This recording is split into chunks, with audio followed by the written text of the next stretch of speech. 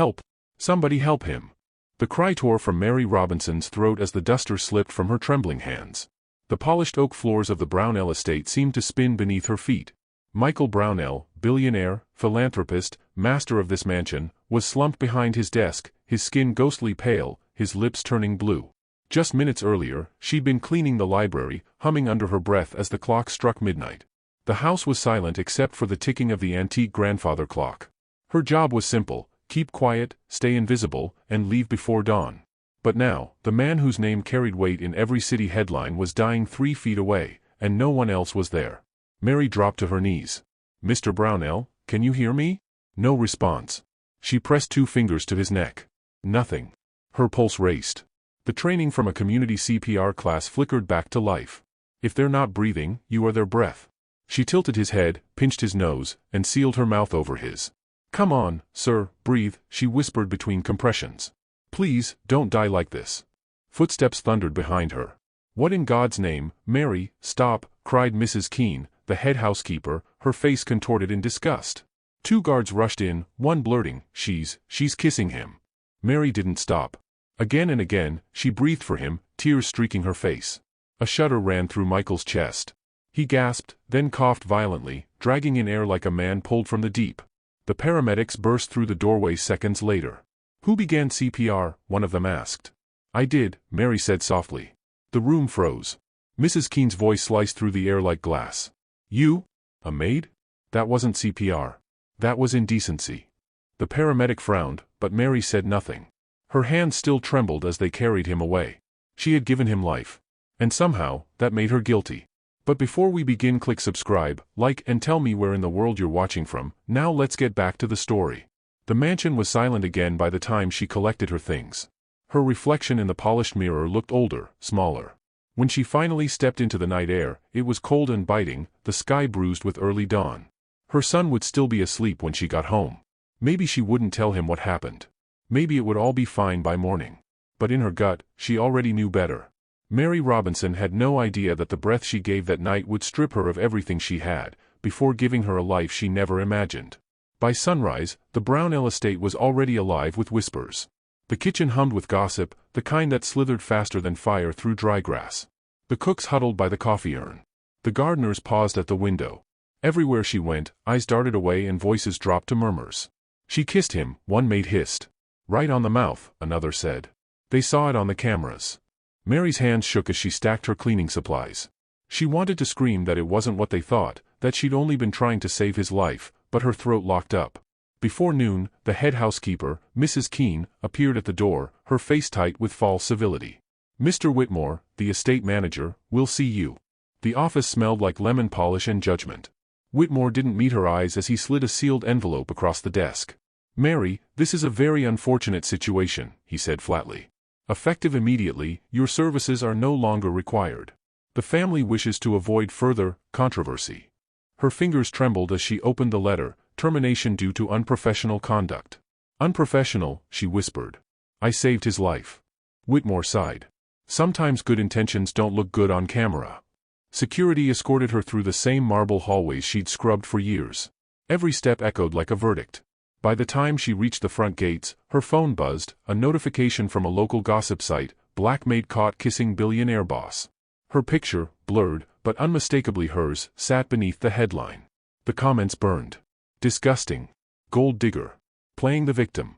That night, in her small apartment on the south side, her teenage son Caleb looked up from his homework. "Mom, why are you home early?"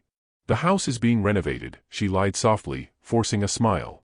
When he fell asleep, Mary sat in the dark, scrolling through the comments until her vision blurred. Each word cut deeper than the last. The world had turned her act of mercy into a scandal, and her courage into shame. 3 days later, Michael Brownell opened his eyes to a world blurred by white light and silence. The steady beep of a heart monitor pulsed beside him, slow and unfamiliar. His chest ached, his throat was raw, and for a moment, he couldn't remember his own name. A soft voice broke through the haze.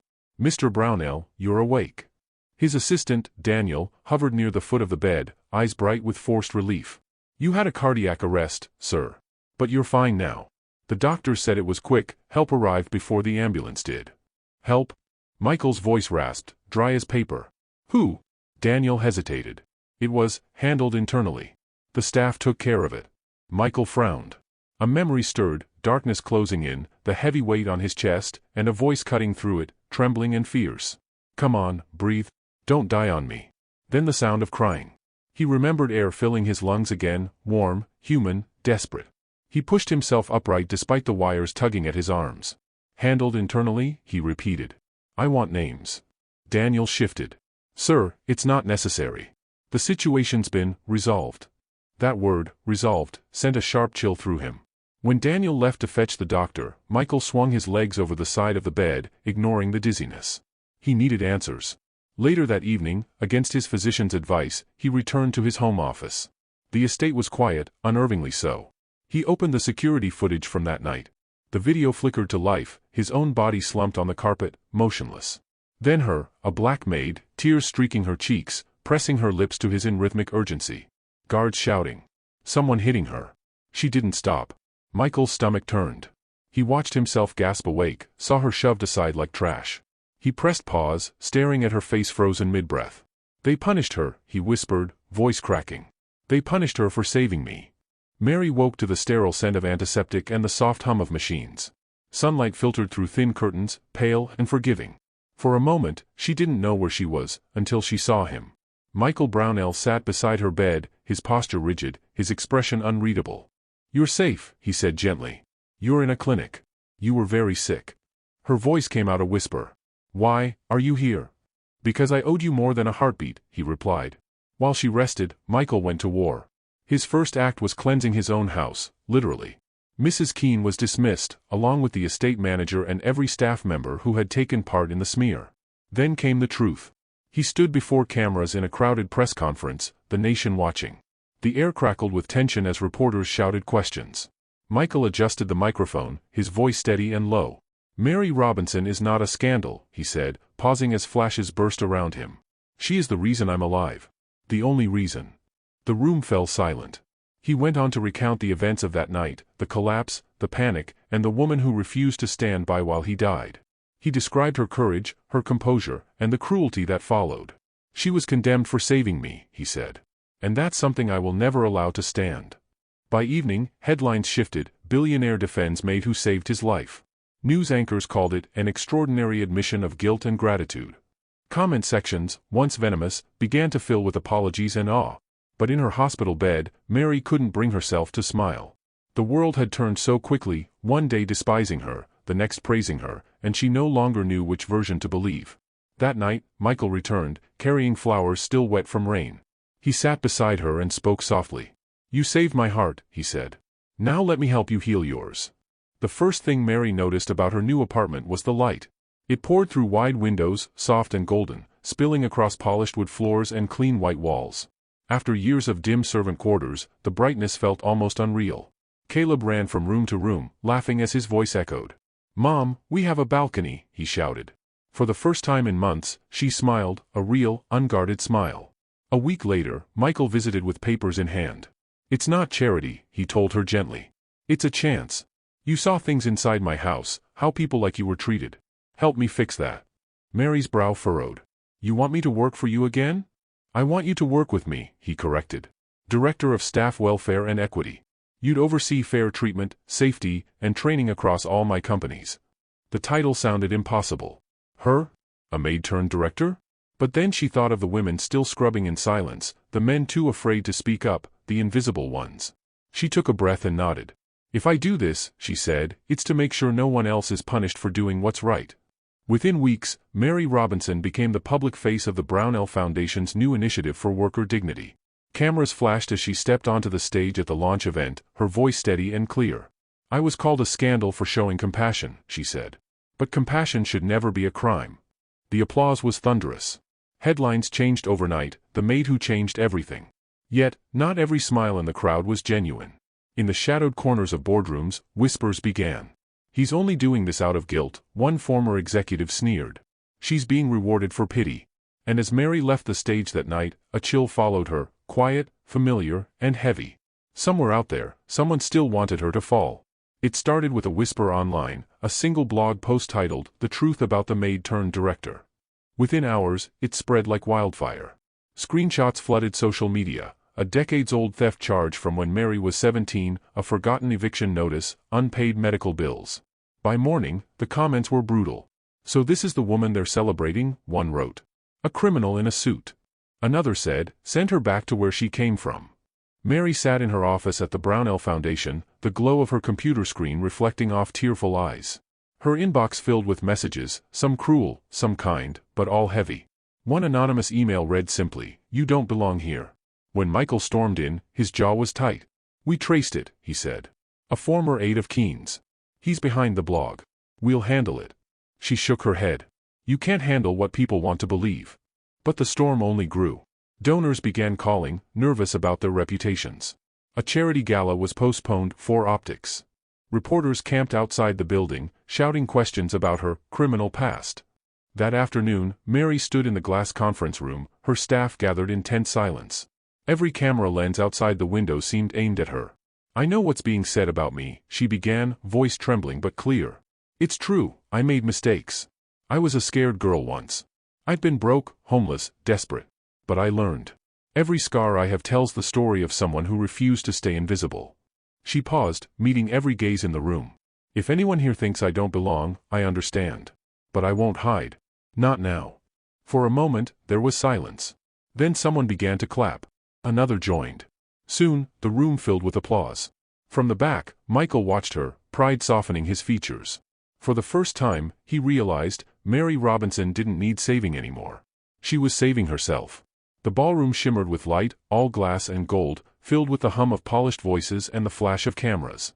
It had been 1 week since the smear campaign, and tonight, Mary stood at the center of a stage she never imagined she'd see, not as a maid, but as a guest of honor. The Brownell Foundation's annual charity gala was broadcast live across the country. The theme was "Dignity in Work," a phrase she had helped choose. Yet as she stood behind the podium, the weight of the moment pressed hard against her ribs. From the front row, Michael gave a small nod, silent encouragement. The first questions were polite, rehearsed. Then one reporter leaned forward, voice sharp enough to slice the air. "Ms. Robinson," she said, "after everything, the rumors, the scandal, do you regret what you did that night?" The room went still. Even the chandeliers seemed to listen. Mary took a breath. "Regret," she repeated, her voice steady but low. "I regret that people still have to ask that question." She stepped closer to the mic, her gaze sweeping the crowd. "I saved a man's life. What I regret is how long it took for this world to see that compassion has no rank, no color, and no salary. It doesn't matter if your hands smell of bleach or perfume, a heartbeat is a heartbeat." The silence broke like a wave. Applause thundered through the hall. Cameras flashed, capturing the tears glinting in her eyes. Michael walked onto the stage beside her, his expression full of quiet pride. "She's not just part of this foundation," he said into the mic, "she is its heart." The crowd rose to their feet. Some wept, others cheered. For once, every lens and every spotlight wasn't on a scandal, but on the truth. Justice had finally spoken. And this time, the whole world was listening. Morning sunlight streamed through the tall glass windows of the Brownell Foundation headquarters, scattering across the marble floors Mary Robinson once polished on her hands and knees. The halls, once echoing with footsteps that ignored her, now filled with greetings spoken in respect. She moved through the corridor with quiet confidence, her heels clicking where her mop once glided. "Good morning, Elise," she said to the receptionist. "How's your mother?" "Doing better, thanks to that new health grant," Elise replied, smiling. Everywhere Mary went, people stopped to greet her, not because they had to, but because they wanted to. The staff she once worked beside now looked to her for leadership. Meetings began with her voice, not someone else's orders. In the break room, she paused to watch a janitor refill the coffee station. "Don't forget to take your break," she said warmly. "Even heroes need rest." The man laughed, shaking his head. Her office, tucked near a window overlooking the city, was simple: plants, photos of Caleb, and one framed article that read, "From Maid to Movement, the woman who changed how we see work." Michael appeared at the doorway, hands in his pockets. Time had softened him. He looked at her with the quiet awe of someone who had witnessed a miracle unfold slowly and in daylight. "You changed everything," he said. Mary turned from the window, her smile gentle. "No, Michael," she replied. "You just started breathing again." They stood in comfortable silence as the city stirred below them, the morning light bathing her in gold. The same light that once reflected off the floor she cleaned now crowned her like a halo. Outside, the foundation's new banner fluttered in the breeze, "Dignity begins here." And for the first time, Mary Robinson believed it. The woman once accused of indecency had become the symbol of human decency itself. Thank you for watching till the end. Click subscribe and let me know the lessons you learned in the comment below, and turn on the notification bell because tomorrow I will be giving you another story just as interesting as this one, and you don't want to miss it.